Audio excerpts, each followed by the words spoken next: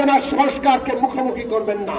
ক্ষমতার মধ্যে কোনো ভারসাম্য নাই, সব ক্ষমতা একজন ব্যক্তির হাতে। জনগণ ভোটের মাধ্যমে নির্বাচিত করবে কোনটা বাংলাদেশে দরকার। ন্যূনতম জাতীয় ঐক্যমত্য রক্ষা করা দরকার। যেভাবে সুস্পষ্ট রোড ম্যাপে যাওয়া দরকার ছিল সেটা জাননি। লড়াই ছাড়া কিন্তু দাবি আদায় হচ্ছে না, এইটা বারবার মনে রাখবেন। যতক্ষণ আমরা লড়াই করছি ততক্ষণ আমরা জীবন্ত আছি, ততক্ষণ আমাদের সামনে ভবিষ্যৎ আছে। আজকের বাংলাদেশ আমরা 5ই আগস্টের পর থেকে শুরু থেকে পরিষ্কার করে বলছিলাম যে আমরা ফ্যাসিস্ট সরকারের পতন ঘটিয়েছি। এখন ফ্যাসিবাদী ব্যবস্থাকে বিদায় করে একটা গণতান্ত্রিক রাজনৈতিক ব্যবস্থা, একটা নতুন গণতান্ত্রিক রাজনৈতিক বন্দোবস্ত আমাদের প্রতিষ্ঠা করতে হবে। তার জন্য দরকার রাষ্ট্রের ক্ষমতার একটা ভারসাম্য আনা। ক্ষমতার মধ্যে কোনো ভারসাম্য নাই, সব ক্ষমতা একজন ব্যক্তির হাতে। এই অবস্থা বদলাতে হবে, ভারসাম্য আনতে হবে। সেটা আনলেই জবাবদিহি তৈরি হবে। এই জন্য সংসদ, বিচার বিভাগ, রাষ্ট্রের নির্বাহী বিভাগ, সবগুলো প্রতিষ্ঠান কিভাবে একটার সাথে আরেকটার ভারসাম্য সৃষ্টি হবে সেই দিকে আমাদের যেতে হবে। আমরা বলেছি সংস্কারের প্রস্তাবগুলো আপনারা সুনির্দিষ্টভাবে আনেন এবং তার উপরে সকলের মতামত নেন। যেগুলো সর্বসম্মত হয় সেটা জাতীয় সনদ আকারে তৈরি করেন। যেগুলো নিয়ে দ্বিমত থাকে সেগুলো জনগণের কাছে যাবে। জনগণ ভোটের মাধ্যমে নির্বাচিত করবে কোনটা বাংলাদেশে দরকার। এইটা যদি আমরা নিশ্চিত করতে পারি তাহলে ন্যূনতম জাতীয় ঐক্য থাকবে। ন্যূনতম জাতীয় ঐক্যমত্য রক্ষা করা দরকার। কেননা আমরা যদি এই ফ্যাসিবাদ বিরোধী আন্দোলনকারী শক্তিসমূহ নিজেদের মধ্যে ঐক্য রক্ষা করতে না পারি তাহলে পতিত ফ্যাসিস্টরা তার সুবিধা নিবে, তার দেশি বিদেশিরা সুবিধা নিবে। আজকে সেই কারণে আমরা বলেছি বিচার, সংস্কার এবং নির্বাচন, এই তিনটি বিষয়ের সুস্পষ্ট রোডম্যাপ সরকার ঘোষণা করুক, তাতে রাজনৈতিক স্থিতিশীলতা আসবে।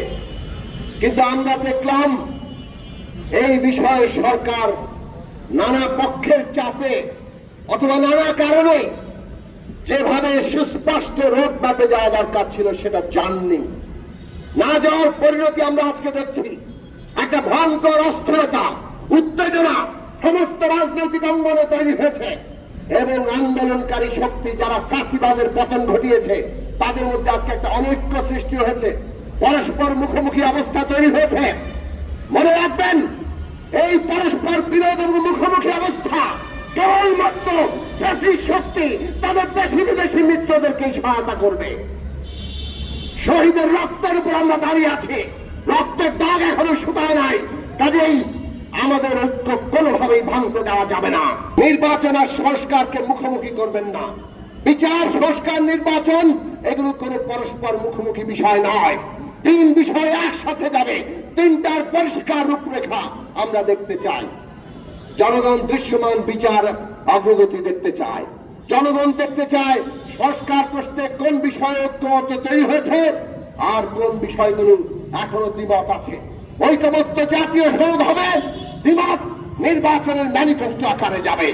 নির্বাচন হবে আগামী সংসদ নির্বাচন, যাতে জনগণের ম্যান্ডেট দিয়ে সংবিধানকে টেকসইভাবে বদলাতে পারে। সে কারণে আগামী নির্বাচন হবে সংবিধান সংস্কার সভার নির্বাচন, সংবিধান সংস্কার পরিষদের নির্বাচন এবং জাতীয় সংসদ একসাথে গঠিত হবে। 6 মাসের মধ্যে সংবিধান সংস্কার হবে, 5 বছর এই সংসদ জাতীয় সংসদ হিসেবে কাজ করবে। আমাদের এই পথ পদ্ধতি আমরা একটা ঐক্যমত্যের জায়গায় আসতে পারি। সরকারের কাজ এটাকে এগিয়ে নিয়ে যাওয়া, কোন বিশেষ দলকে বিশেষ সুবিধা কিংবা পক্ষপাত করা নয়। আজকে যদি সরকার দৃঢ়তার সাথে নিজেদের অবস্থান ঘোষণা করে তাহলে এই মানুষের মধ্যে ঐক্যের জায়গা ফিরে আসবে, রাজনৈতিক স্থিতিশীলতা ফিরে আসবে।